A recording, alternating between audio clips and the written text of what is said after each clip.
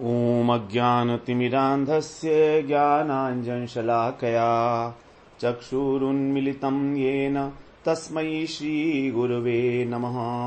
वन्देऽहं श्रीगुरो श्रीयुत्पदकमलं श्रीगुरून् वैष्णवांश्च श्रीरूपं साग्रजातं सहगण रघुनाथान्वितं तं सजीवं साद्वैतं सावधूतं परिजनसहितं कृष्ण चैतन्य देवं श्री राधा कृष्ण पादान् सहगण ललिता श्री विशाखान्वितांश तमादिदेवं करुणानिधानं तमालवर्णं सुहितावतारम् अपार संसार समुद्र सेतुं भजामहे भागवत स्वरूपम्।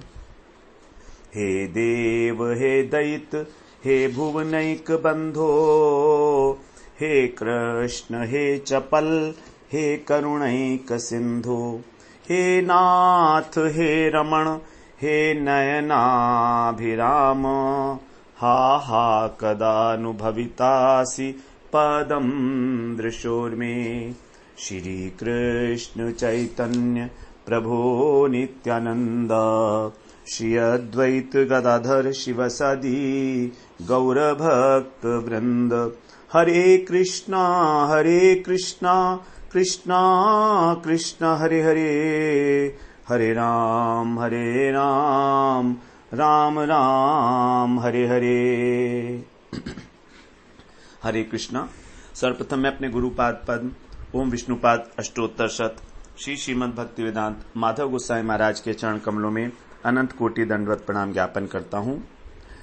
हम लोग छठे स्कंध में श्रीमद् भागवत पुराण में 17वां अध्याय श्रवण किए, जिसमें हम लोगों ने श्रवण किया कि किस प्रकार चित्रकेतु महाराज का जो चरित्र चल रहा है उसमें पार्वती जी उनको श्राप देती हैं। जब उन्होंने शंकर जी के लिए शिव जी के लिए आलोचना की तो पार्वती जी से इस प्रकार सहन नहीं हुआ और उन्होंने उनको श्राप दे दिया। उसके बाद फिर चित्रकेतु ने जो है उस श्राप को स्वीकार किया, क्योंकि वो परम भागवत हैं, भगवान के भक्त हैं, उन्होंने किसी प्रकार उसका बुरा नहीं माना। और इसके बाद फिर शंकर जी जो हैं वो पार्वती जी से कहते हैं कि देखो,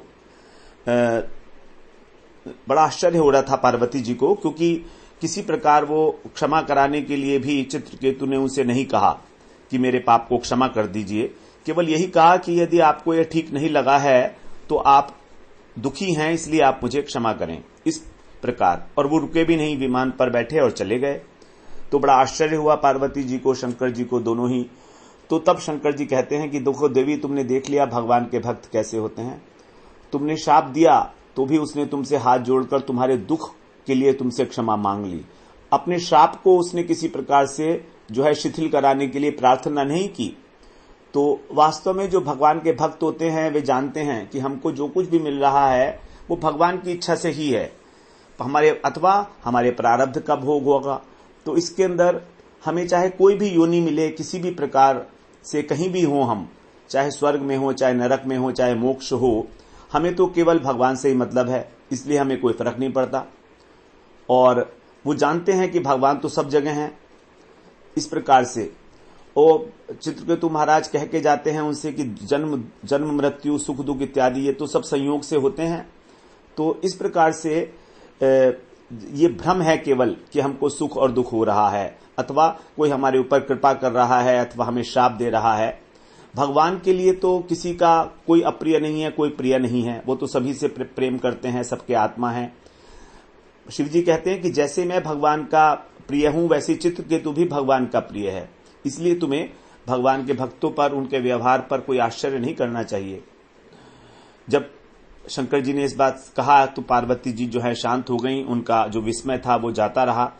चित्रकेतु चाहते तो पार्वती को शाप दे सकते लेकिन नहीं दिया, क्योंकि सुखदेव जी कहते हैं यही साधु का लक्षण है, एतावत साधु लक्षणम, कि वो किसी प्रकार का भी कभी भी चाहे कितनी ही विपरीत परिस्थिति हो कभी उसका प्रतिकार नहीं करते।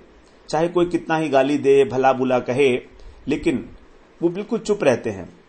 तो इस चित्रकेतु जो हैं पार्वती जी के शाप के कारण ही वृत्तासुर के रूप में प्रकट हुए, और वृत्तासुर के जीवन में जो उन्होंने भक्ति की थी, चित्रकेतु महाराज ने इतने भगवान का जो भजन किया था, भगवान ने दर्शन भी दिया था उनको, अनंत शेष भगवान ने, तो वो उनमें इतनी भक्ति थी कि वो आगे के जन्म में भी वैसी की वैसी ही रही। तो यहां पर सुखदेव जी कहते हैं कि वृत्तासुर का इतिहास केवल उनका इतिहास नहीं है, चित्रकेतु का जो इतिहास है ये सभी भक्तों का इतिहास है। अर्थात सभी भक्तों के साथ इस प्रकार से भगवान किसी प्रकार कोई लीला करने के लिए और उनके साथ कुछ उनका अपमान करा सकते हैं जगत में, तो इसलिए इसमें किसी प्रकार का आश्चर्य होने की संभावना नहीं है। और विष्णु चक्रवर्ती ठाकुर तो बताते हैं कि वो भगवान चित्रकेतु को अपने पास बुलाना चाहते थे वैकुंठ में, उनसे सेवा कराने चाहते थे, इसीलिए उनको पार्वती जी के माध्यम से श्राप दिलवाकर और वृत्तासुर बनाया। असुर बना गया तो फिर उनको असुर का वध भी होगा।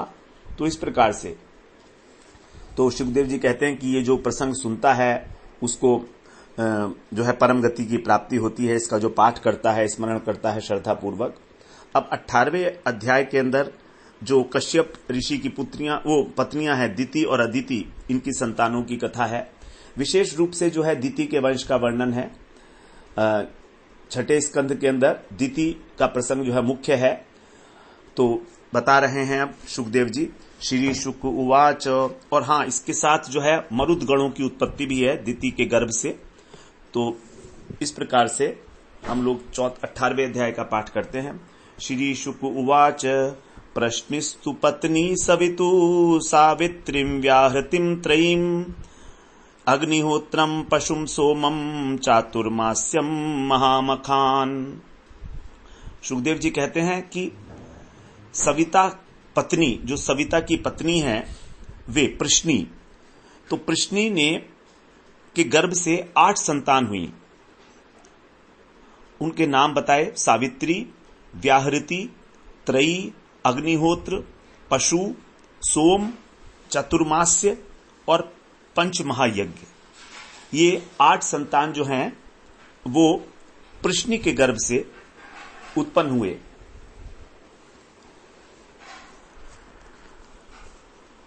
तो अदिति के जो 12 पुत्र हैं जिनको आदित्य कहा जाता है, 12 आदित्य, उनमें से 5वें पुत्र का नाम था सविता, और इन्हीं सविता की जो पत्नी थी वो थी प्रश्नी।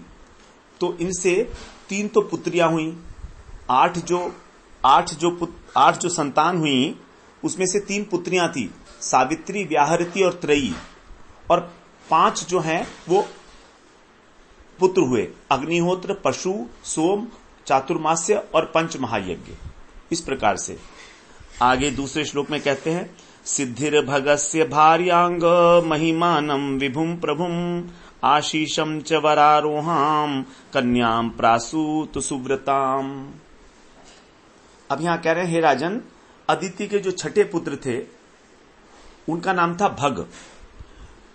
तो इन भग की जो पत्नी थी उनका नाम था सिद्धि।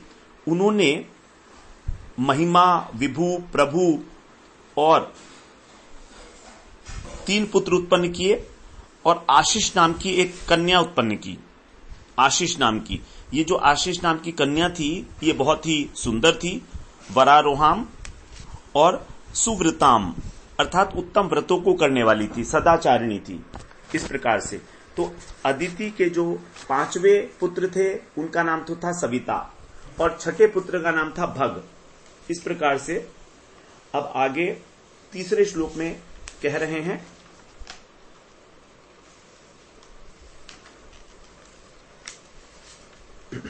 धातुः कुहुसिनी वाली राका चानुमतिस्तथा, सायं दर्शमथ प्रातः पूर्णमासामनुक्रमात्। जो अदिति के 7वें पुत्र थे उनका नाम था धाता। उनकी 4 पत्नियां थीं। उनका नाम था कुहू, सिनीवाली, राका और अनुमति। इन चारों से क्रमशः 4 पुत्र उत्पन्न हुए। उन चारों के नाम थे साय, दर्श, प्रातः और पूर्णमास। ये 4 पुत्र उत्पन्न हुए। अब 4थे श्लोक में बोलते हैं, अग्नीन पुरुष्यानाम, अग्नीन अग्नि अग्नीन पुरुष्यान आधत्त क्रियायाम समनंतर चर्षिणी वरुणस्यासीत अस्यस्याम जातो भृगु पुनः। चौथे श्लोक में कह रहे हैं कि जो अदिति के 8वें पुत्र थे उनका नाम था विधाता। उन विधाता की पुत्री का नाम था क्रिया, पत्नी का नाम। और इस क्रिया के गर्भ से उन्होंने 5 पुत्र उत्पन्न किए। पुरुष्य नामक 5 अग्नियों की उत्पत्ति की। अग्नि थी विधाता जो हैं, इनकी पत्नी थी क्रिया, और इससे 5 प्रकार की अग्नियों की उत्पत्ति हुई पुरुष्य नाम की। और इसके अतिरिक्त बता रहे हैं आगे जो वरुण जी हैं, अदिति के 9 पुत्र हैं वरुण। तो वरुण जी की पत्नी थी चर्षिणी, और चर्षिणी ने ब्रह्मा जी के पुत्र भृगु को फिर से जन्म दिया। भृगु जी जो हैं वो ब्रह्मा जी के मानस पुत्र हैं, लेकिन भृगु ने ही दोबारा चर्षिणी के गर्भ से जन्म लिया दोबारा से। इस प्रकार से यहां पर कहा कि इससे पहले ब्रह्मा जी के पुत्र थे। 5वें श्लोक में कहते हैं वाल्मीकिश्च महायोगी वल्मीकाद अभवत् किल अगस्त्यश्च वशिष्ठश्च पित्रा वरुणयो ऋषि। वरुण के जो वीर्य थे, जो अदिति के जो 9 पुत्र थे वरुण, तो इनके वीर्य से महायोगी वाल्मीकि ने जन्म लिया। महायोगी वाल्मीकि जो हैं उन्होंने जन्म लिया, और वाल्मीकि से पैदा होने के कारण इनका नाम पड़ा वाल्मीकि। वाल्मीकि कहते हैं बांबी को, जो सांप की एक बांबी होती है उसको कहते हैं, बांबी को वाल्मीकि कहते हैं, तो इसलिए ये इनका नाम पड़ा वाल्मीकि। उसके बाद यहां पर आगे बता रहे हैं कि ये वाल्मीकि जो थे वरुण के विशिष्ट पुत्र थे। वाल्मीकात दीमक की जो बांबी होती है उससे उत्पन्न हुए थे। अभवत माने उत्पन्न हुए थे। और अगस्त और वशिष्ठ जी, ये जो दोनों ऋषि हैं, ये मित्र और वरुण इनके अंश थे। वरुण और मित्र, वरुण तो 9 पुत्र थे अदिति के, और मित्र जो हैं अदिति के 10वें पुत्र थे। तो इस प्रकार से वरुण और मित्र इन दोनों के संयुक्त पुत्र थे 2। उनका नाम था अगस्त्य और वशिष्ठ। अब यहां पर बताया जाता है कि अगस्त और वशिष्ठ दोनों के संयुक्त पुत्र थे। ये कैसे है? तो इस बात को 6ठे श्लोक में बताया जा रहा है। कह रहे हैं रेतः शिशिचतु कुंभे उर्वश्या सन्निधौ द्रुतम रेवत्याम मित्र उत्सर्गम अरिष्टम पिप्लम व्यधात। उर्वश्या अर्थात उर्वशी के सन्निधौ माने सामीप्य के कारण, द्रुतम रेतः, रेतः का माने वीर्य, द्रुतम माने स्खलित होना। तो उर्वशी के सामीप्य के कारण अर्थात उर्वशी को देखकर ये जो मित्र और वरुण थे इनका वीर्य स्खलित हो गया, दोनों का ही वीर्य। और उसके लिए कह रहे हैं फिर कुंभे शिशिचतु, उस वीर्य को घड़े में डाल दिया गया। तो वहां पर वो जो वीर्य है वो मिश्रित वीर्य हो गया दोनों का।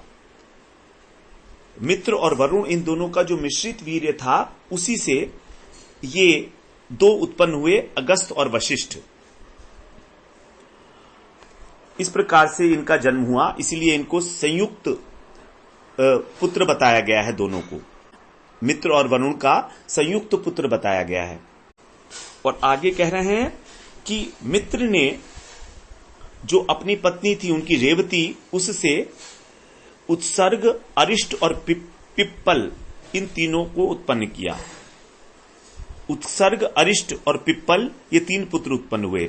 तो यहां पर ये बिल्कुल स्पष्ट हो जाता है कि आधुनिक जो विज्ञान है वो जिस प्रकार से वीर्य को संसाधित करके टेस्ट ट्यूब में जीवात्माएं उत्पन्न करता है, उसी प्रकार से बहुत पहले प्राचीन काल में भी किसी पात्र में ही जो है वीर्य को रखकर शिशु उत्पन्न करना संभव था, क्योंकि दोनों के वीर्य को ही जब कुंभ में रखा गया था तो उसी से जो है उत्पत्ति हुई थी अगस्त और वशिष्ठ जी की। आगे कह रहे हैं 7वें श्लोक में, पौल्योम्यामिन्द्र आधत्त त्रीन पुत्रानिति न श्रुतम जयंतम ऋषभम तात तृतीयम मीडुषम प्रभु। हे तात अर्थात हे परीक्षित, इति न श्रुतम हमने ऐसा सुना है कि पौलुम्याम जो पुलोमा की पुत्री हैं उनका नाम है शची, पुलोमा की पुत्री का नाम था शची, तो इन शची से इनको पौलोमी भी कहा जाता था क्योंकि पुलोमा की पुत्री हैं इसलिए पौलोमी, और इनका नाम शची भी है। तो इन शची से प्रभु इंद्र जो देवराज इंद्र हैं उन्होंने 3 पुत्र उत्पन्न किए, आधत्त माने उत्पन्न किए। उनके नाम है जयंत, ऋषभ और तीसरे थे मीढ़ुवान। इस प्रकार से ये मीढ़वान, इस प्रकार से ये 3 पुत्र उत्पन्न हुए। अब 8वें श्लोक में बोलते हैं, उरुक्रमस्य देवस्य माया वामन रूपिणः कीर्तो पत्न्या वृच्छलोकस तस्यासन सौभागादयः।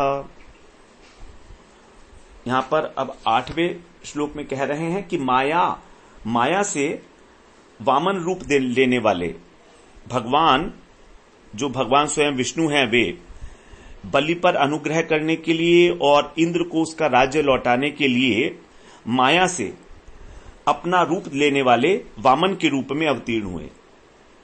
यही जो देवस्य उरुक्रमस्य, यही जो हैं त्रिविक्रम भगवान के रूप में,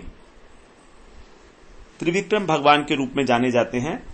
और इन्हीं भगवान की जो त्रिविक्रम है उरुक्रम, इनकी कीर्तौ पत्न्याम, कीर्ति नामक पत्नी से इन्होंने, क्योंकि 3 पग से पृथ्वी के तीनों लोक मांग लिए थे, पृथ्वी मांग ली थी फिर तीनों लोक नाप लिए थे, इसलिए तो इनकी पत्नी का नाम था कीर्ति। तो कीर्ति से इन्होंने वृहत श्लोक नामक एक पुत्र उत्पन्न किया और उस वृहत श्लोक के सौभग आदि अनेक पुत्र उत्पन्न हुए। आदय आसन, तस्य सौभग आदय आसन। तो त्रिविक्रम भगवान की जो पत्नी है उनका नाम था कीर्ति और उनसे वृहत श्लोक उत्पन्न हुआ और वृहत श्लोक के अनेक संतान उत्पन्न हुई। तो यहां पर जो वामन भगवान हैं उन्हीं को उपेंद्र कहा जाता है क्योंकि ये इंद्र के छोटे भाई हैं, इसलिए अदिति के पुत्र इंद्र भी हैं और इन्होंने भी अदिति के गर्भ से ही जन्म लिया था, तो इनको वामन कहा जाता है। और क्योंकि वामन का मतलब है 52 अंगुल के था, इनका हाइट जो थी 52 अंगुल, इसलिए इनको कहा जाता है कि ये जो है अदिति के 12वें पुत्र कहलाए। ये बौने थे इसलिए इनको वामन कहा गया। अब आगे कह रहे हैं 9वें श्लोक में, तत्कर्म गुण वीर्याणि काश्यपस्य महात्मनः पश्चात वक्ष्याहम आदित्याम यथा वाव ततारः। उन पुरुषोत्तम जो महात्मा हैं ऐसे वामन भगवान काश्यपस्य, जो कश्यप नंदन है, कश्यप के पुत्र हैं, उनके कर्म को, गुण को और पराक्रम को, वीर्याणि माने पराक्रम, वा यथा आदित्याम, अथवा जैसे उन्होंने अदिति के गर्भ से अवतार लिया, ये सब बातें ह माने निश्चित रूप से, पश्चात माने बाद में, वक्ष्याम अहे तुमको बाद में बताऊंगा। तो आगे 8वें स्कंध में इसका वर्णन किया जाएगा कि कश्यप जी और अदिति के पुत्र के रूप में वामन भगवान जो हैं उन्होंने क्यों जन्म लिया, उनके गुण क्या थे, उनकी लीलाएं क्या थी, उनका क्या पराक्रम था, ये वर्णन तो कह रहे हैं। मैं इसको आगे आपसे वर्णन करूंगा। पहले बता दिया उन्होंने, कभी तुम इस संबंध में कोई प्रश्न करो, क्योंकि यहां भगवान की चर्चा है तो परीक्षित जी निश्चित रूप से चर्चा करना चाहेंगे, तो उन्होंने कहा मैं तुम कोई प्रसंग आने पर बाद में बताऊंगा। अब आगे 10वें श्लोक में बोलते हैं, अथ कश्यप दायादान दैतेयान कीर्तयामि ते यत्र भागवतः श्रीमान प्रहलादो बलिरेव च। यहां पर कह रहे हैं कि अथ ते, अभी तो मैं तुमको कश्यप दायादान, कश्यप के जो उत्तराधिकारी हैं, और दैत्ययान, दिति की जो संतान की परंपरा है वो कीर्तयामी, उसका वर्णन करूंगा। जो कश्यप जी की दूसरी पत्नी है दिति, उससे उत्पन्न होने वाली जो संतान परंपरा है, मैं अब तुमको वो सुनाता हूं। यत्र श्रीमान प्रहलाद, जिसमें श्रीमान प्रहलाद जी और बलि भी एव मने हुए हैं। तो इसी परंपरा में दिति के जो पुत्र हुए दैत्य, इसी परंपरा में दैत्य वंश के अंदर ही भगवान के जो प्यारे भक्त हैं श्रीमान, देखिए श्रीमान कहा क्योंकि भगवान के भक्त हैं वो, तो श्री प्रहलाद जी और बलि का जन्म हुआ था। 11वें श्लोक में बोलते हैं दितेर द्वावेव दायादौ दैत्य दानव वंदितौ हिरण्यकशिपुर नाम हिरण्याक्ष कीर्तितौ। यहां पर कह रहे हैं दिते द्वा एव, दिति के दो ही पुत्र जो हैं वो थे। वो कौन थे? दैत्य और दानव से वंदित, इन सब की जो है वंदना की जाती थी, दोनों पुत्रों की, दैत्य और दानवों के द्वारा, और बड़े प्रसिद्ध थे। कीर्तितौ दायादौ नाम, ये इनके नाम क्या थे? हिरण्यकशिपु और हिरण्याक्ष। तो दिति और दैत्य के जो के वंदनीय दो पुत्र हुए, इनके नाम थे हिरण्यकशिपु और हिरण्याक्ष। इसकी संक्षिप्त कथा जो है वो हम लोग पहले श्रवण कराए हैं 3रे स्कंध में। अब 12वें श्लोक में कह रहे हैं हिरण्यकशिपुर भार्या कयाधुर नाम दानवी जंभस्य तनया दत्ता सुषुवे चतुरः सुतान। हिरण्यकशिपु की जो पत्नी है उनका नाम था दानवी कयाधु। ये कयाधु जो हैं नागवंश की थी, बहुत सुंदर थी। तो हिरण्यकशिपु इनको इनकी सुंदरता के कारण वहां पर नागवंश से ले आया था। और नागवंश की जो नाग जो होते हैं वो भगवान के भक्त होते हैं, तो कयाधु भी ये भक्त थी भगवान की। जंभस्य तनया दत्ता, जंभ नामक जो पिता हैं इनके कयाधु के, उन्होंने अपनी तनया माने पुत्री को, दत्ता माने देना, हिरण्यकशिपु के साथ उनका विवाह कर दिया। और चतुरः सुतान सुषुवे, इन्होंने फिर 4 पुत्र उत्पन्न किए। अब आगे कह रहे हैं 13वें श्लोक में संलादम प्रागनुल्लादम ह्रादम प्रालदमेव च तत्स्वा सिंहिका नाम राहुम विप्रचित्तो गृहीत। इनके सिंहिका नाम की एक बहन थी और कयाधु के 4 पुत्र हुए। 4 पुत्रों के नाम बताए संलाद, अनुल्लाद, आह्लाद और प्रहलाद। तो कहीं पर लाद भी बोलते हैं, कहीं पर आह्लाद भी बोलते हैं। तो इनके 4 पुत्र थे और एक पुत्री थी, उसका नाम था सिंहिका। ये इन चारों की बहन थी। इस बहन का जो विवाह है वो विप्रचित्ती ने इनका अग्रहित माने इनका पाणी ग्रहण किया था। और इस विप्रचित्ती का जो पुत्र हुआ है वो नाम है, उसका नाम है राहु। तो राहु की जो उत्पत्ति हुई है वो इनकी जो बहन थी सिंहिका और विप्रचित्ती, उसके पति, उनके द्वारा राहु का जन्म हुआ है। इस प्रकार से यहां पर बताया। राहु की कथा तो हम सब जानते ही हैं। हमरा जो समुद्र मंथन के प्रसंग में वो कथा आएगी किस प्रकार से। तो इस प्रकार से इन सब का वंश चल रहा है, वंश का वर्णन हो रहा है यहां पर। अब 14वें श्लोक में बोलते हैं क्षीरोरद्यस्य हरिश्चक्रेण पिबतोऽमृतम् संलादस्य कृतिर्भार्या सूत पंच जनम ततः। यहां पर कह रहे हैं अमृतम पिबत, अमृत को पीते समय यस्य शिरः हरि चक्रेण अहरत, जिनका सिर को श्री हरि ने अपने चक्र से काट दिया था, ऐसे राहु। तो राहु जो हैं इनके सिर को भगवान ने मोहिनी रूप धारण करके अपने चक्र से काट लिया था। अब आगे बता रहे हैं संलादस्य कृति भार्या, संलाद की पत्नी का नाम था कृति और उससे पंचजन नामक एक पुत्र उत्पन्न हुआ। 15वें श्लोक में कहते हैं लादस्य धमनिर्भार्या सूतवातापि मिलविलम योगस्त्याय त्वतिथये पेचे वातापि मिलवलह। जो लाद थे कयाधु के तीसरे पुत्र, एक तो संलाद थे पहले पुत्र, उनके विषय में बताया कृति, उनके पंचजन नामक उत्पन्न हुआ। फिर अनुल्लाद के बाद में बताएंगे, पहले लाद का बताया जो तीसरे पुत्र थे। तो लाद की पत्नी का नाम था धमनी। इन धमनी ने 2 पुत्रों को जन्म किया, उनका नाम था वातापी और इलवल। वातापी और इलवल। अब ये जो इलवल थे, यह इलवलम, ये जो इलवल थे, इन्होंने अतिथे अगस्त्याय तु वातापी पेचे, अतिथि के रूप में जब अगस्त ऋषि इनके यहां आए तो इन्होंने वातापी को पकाकर इन्हें खिला दिया। वातापी का जो शरीर था उसको पकाया और उसको खिला दिया अपने भाई का। इस प्रकार से 2 भाई थे, ये असुर थे दोनों। अब 16वें श्लोक में कह रहे हैं, ये कोई अलग कथा है। अब 16वें श्लोक में अनुल्लाद के वंश को बता रहे हैं।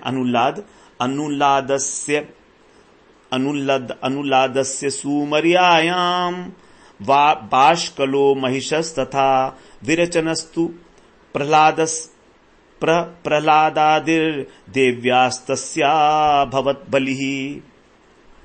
अनुल्लाद की जो पत्नी थी उनका नाम था सूर्मिया, और इनके 2 पुत्र हुए बाष्कल और महिषासुर। और इसके बाद बताने जो प्रहलाद जी हैं उनका पुत्र था विरोचन। विरोचन तु प्रहलादादि, तो प्रहलाद जी के पुत्र थे विरोचन, और उनकी तस्या देव्या, उनकी देवी नाम जो पत्नी थी उससे बलि अभवत, उनसे बलि की उत्पत्ति हुई। तो यहां पर जो व्यास जी प्रहलाद जी की पत्नी हैं उनका नाम यहां पर नहीं बताया। लाद की पत्नी का बताया नाम धमनी, संलाद की पत्नी का नाम भी बताया कृति, उसके बाद अनुल्लाद की पत्नी का नाम भी बताया सूर्मिया, लेकिन प्रहलाद जी की पत्नी का नाम नहीं बताया। अपितु प्रहलाद जी के जो पुत्र थे विरोचन, उनकी पत्नी का नाम देवी था, ये बताया। तो इन देवी के गर्भ से दैत्यराज बलि का जन्म हुआ। अब 17वें श्लोक में कह रहे हैं, बाण ज्येष्ठम पुत्र शतम अश्नायाम ततो भवत तस्यानुभाव सुश्लोक्य पश्चादेवाभिधास्यते। ततः अश्नायाम, उन बलि के अश्ना नामक पत्नी से पुत्र शतम 100 पुत्र उत्पन्न हुए, जिसमें बाण ज्येष्ठम, बाणासुर जो है वो सबसे बड़ा था। अभवत माने ये उत्पन्न हुआ, तस्य माने उस बलि का सुश्लोक्य, जो महिमा है गाने योग्य महिमा, उसको अनुभव माने प्रभाव, पश्चात एव पीछे ही अभिधास्यते वर्णन किया जाएगा। तो दैत्यराज बलि की महिमा जो है वो गान करने योग्य है, और इसका वर्णन कहते हैं, मैं आपको आगे सुनाऊंगा। 8वें स्कंध के अंदर जो है बलि महाराज की कथा है, तो हम उसको वहीं पर ही सुनेंगे कि किस प्रकार जो है वामन भगवान उनसे 3 पग पृथ्वी मांगने के लिए आए थे। 18वें श्लोक में कह रहे हैं, बाण आराध्य गिरीशम लेभे तदगण मुख्यताम यत् पार्श्वे भगवानास्ते यद्यापि पुरपालकः।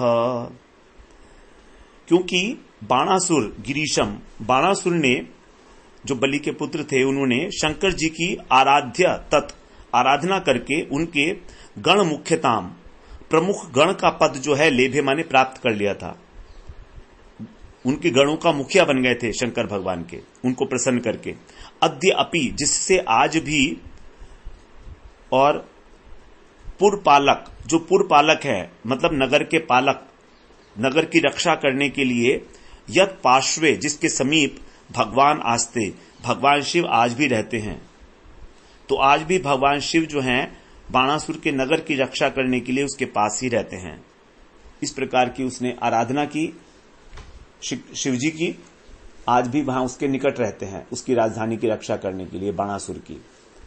19वें श्लोक में बोलते हैं, मरुतश्च दिते पुत्राश्च चत्वारिंशन्वधावाधिका तो आसन्न प्रजा सर्वे नीता इंद्रेण सात्मताम।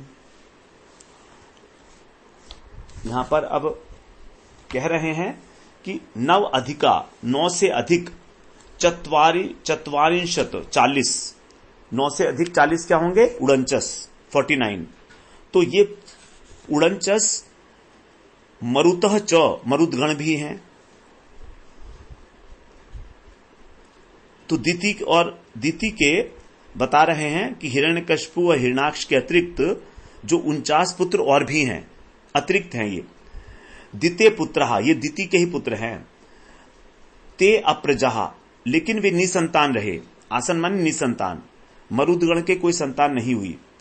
सर्वे इंद्रेण, वे सबके सब इंद्र के द्वारा सात मताम नीता, अपने समान बना लिए गए। सात मताम माने अपने समान। तो इंद्र ने उन सबको देवता बना लिया, देवराज इंद्र ने अपने समान ही बना लिया उनको। ये बड़े आश्चर्य की बात है कि ये हैं तो दिति के पुत्र, ये तो हैं तो असुर, क्योंकि दिति के पुत्र हैं, लेकिन किस प्रकार से इनको इंद्र ने देव पद प्रदान कर दिया, अपने साथ मिला लिया इनको। तो यहां पर यह बड़ा स्पष्ट हो गया कि जो असुर है उसका भी चरित्र सुधरता है, वो भी जो है देवता बन सकता है।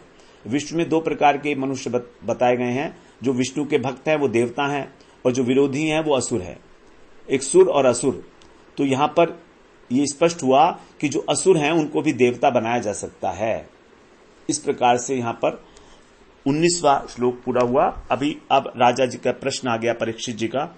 राजोवाच कथम त्यासुरम भावम अपत्योत्पत्तिकम गुरु इंद्रेण प्रापिता सात्म्यम किम तत्साधु कृतम हितई।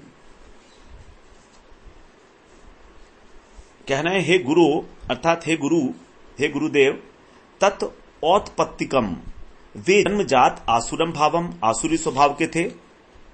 तो किस प्रकार से अपोह्य माने उस आसुरी भाव को दूर करके इंद्रेण सात्म्यम, इंद्र के द्वारा अपने समान देवता प्रापिता माने बनाए गए। इंद्र ने कैसे इनको देवता बना लिया, क्योंकि तो असुर थे। तई तत् ही, उन्होंने वह ऐसा किम साधु कृतम, क्या सत्कर्म किया था उन मरुदगणों ने कि वो असुर होते हुए भी देवता बन गए। तो ऐसा क्या सत्कर्म था, ये आप हमें बताइए कि वो इंद्र के द्वारा देवता बनाने गए, अपने असुर भाव को छोड़ दिया उन्होंने। 21वें श्लोक में बोलते हैं, इमे शर्धते ब्रह्मन् निश्चयो हि मया सह परिज्ञानाय भगवंस तन्नो व्याख्यातुमर्हसि। हे ब्रह्मन्, मया सह, मेरे साथ, इमे ऋषय, ये जो ऋषिगण हैं, श्रद्धते, जो आपके वचनों पर श्रद्धा रखते हैं। क्योंकि जब सुखदेव जी कथा सुना रहे हैं परीक्षित महाराज को, तो वहां पर बहुत सारे ऋषि, देव ऋषि, ब्रह्म ऋषि सब बैठे हुए हैं। तो कह रहे हैं ये सब ऋषिगण जो हैं आपके ऊपर श्रद्धा करते हैं, आपके वचनों को सुन रहे हैं। तो हे भगवान, ततः न, इसलिए हम सबकी परिज्ञान आए, जानकारी के लिए, हम सबको ये बताने के लिए, व्याख्यातुम अर्हसि, आपको यह बताना ही चाहिए। तो कृपा करके आप ये जो कथा है हमको थोड़ा विस्तार में बताएं कि उन्होंने किस प्रकार का सत्कर्म किया कि इंद्र ने उनको देवता बना लिया, इसका कारण क्या था।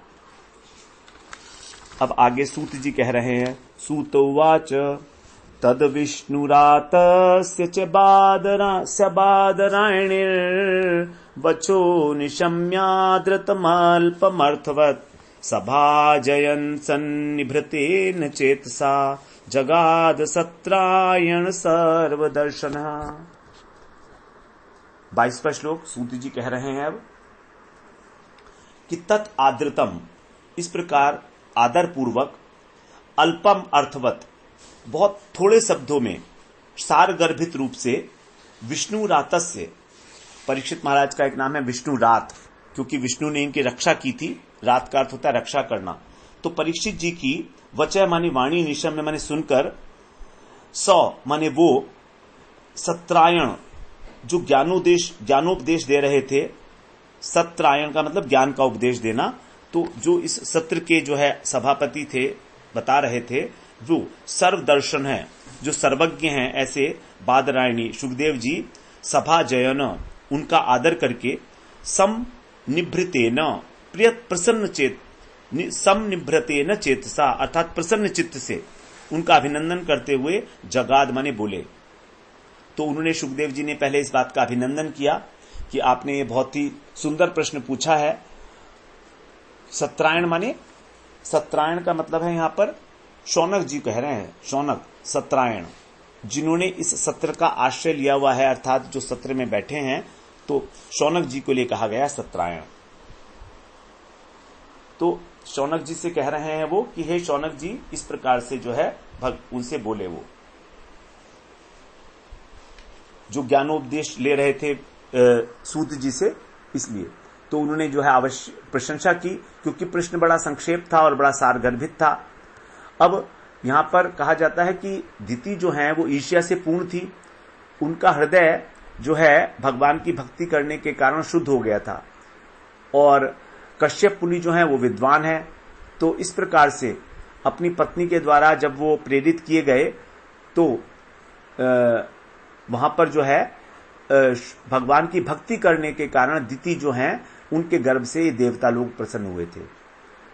अब आगे 23वें श्लोक में कह रहे हैं, श्री शुकुवाच हतपुत्रादिति शक्र पार्ष्णी ग्राहेण विष्णुना मन्युना शोक दीप्तेन ज्वलंती पर्यचिंतयत। सुखदेव जी अब बता रहे हैं 23वें श्लोक में, पूरी कथा आप सुनाई जाएगी, कि शक्र पार्ष्णी, इंद्र का पक्ष ग्रहण माने ग्रह लेकर, विष्णुना भगवान विष्णु के द्वारा, हतपुत्रा अपने पुत्रों के मारे जाने पर, क्योंकि भगवान विष्णु ने इंद्र का पक्ष लेकर जो है हिरण्यकशिपु और हिरण्याक्ष को मारा था। हम लोग 3रे स्कंद में ये कथा सुनाए हैं हिरण्याक्ष के मरने की, कि किस प्रकार जो है भगवान ने वराह अवतार लेकर हिरण्याक्ष का वध किया, और हिरण्यकशिपु का वध हम आगे 7वें स्कंद में श्रवण करेंगे प्रहलाद जी के प्रसंग में। तो जब उन दोनों को भगवान ने मार लिया, हिरण्यकशिपु को मारा भगवान ने नरसिंह अवतार लेकर, तो शोक दीप्ते ने, शोक से अत्यंत व्याकुल होकर, उद्दीप्त होकर, मन्युना क्रोध से, ज्वलंती माने जलती हुई, दिति पर्यचिंतयत सोचने लगी।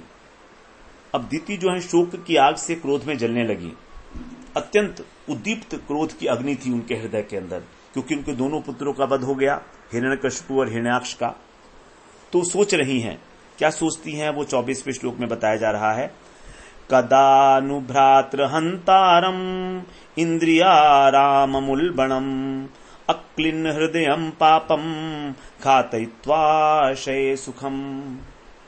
कह रही हैं ये भ्रात हंतारम, जो अपने भाइयों का हत्यारा है, ऐसा इंद्रिय रामम, जो इंद्रिय भोग परायण है, और उल्बणम अत्यंत क्रूर है, अक्लिन्न हृदयम जो निष्ठुर चित्त वाला है, और पापम ऐसा पापी जो इंद्र है ये, इसको कदा माने कब, नु घात इत्वा मरवाकर, घात इत्वा ने मरवाकर, सुखम शये मैं सुख पूर्वक सोऊंगी।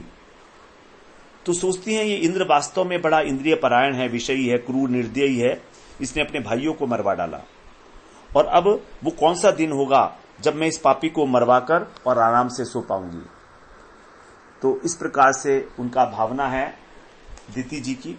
देखिए ये भी कितनी विलक्षण सी बात है, भगवान की कैसी माया है कि कश्यप जी की 2 पत्नी अदिति और दिति, अदिति के गर्भ से देवता पैदा होते हैं, दिति की गर्भ से दैत्य, और दोनों ही आपस में संबंधी हैं। इंद्र की तो मौसी लगती हैं दिति। तो भगवान की माया है कि लोग जो हैं अपने और अपने को, अपने संबंधियों को बचाना चाहते हैं, दूसरों से दोह करते हैं, लेकिन यहां पर तो अपने ही को मारा जा रहा है, इंद्र भी तो उनका अपना ही है। तो इस प्रकार से द्रोह करना किसी से भी, चाहे अपने हो चाहे पराये हो, केवल नरक में ले जाने का रास्ता है। दूसरे को दुख पहुंचाना, यदि पहुंचाएंगे तो नरक में जाना ही पड़ेगा। तो इस प्रकार से जो है दिति इस प्रकार का संकल्प करती हैं कि मैं कोई ऐसा कार्य करूं जिससे कि इंद्र जो है ये मर पाए, ये सोच है अब दिति जाने की। तो हम लोग इसके बाद फिर 24वें श्लोक तक आज श्रवण करके 25वें से अगले सत्र में श्रवण करते हैं। वांछा कल्पतरुभ्यश्च कृपा सिंधुभ्य एव च पतितानां पावनेभ्यो वैष्णवेभ्यो नमो नमः।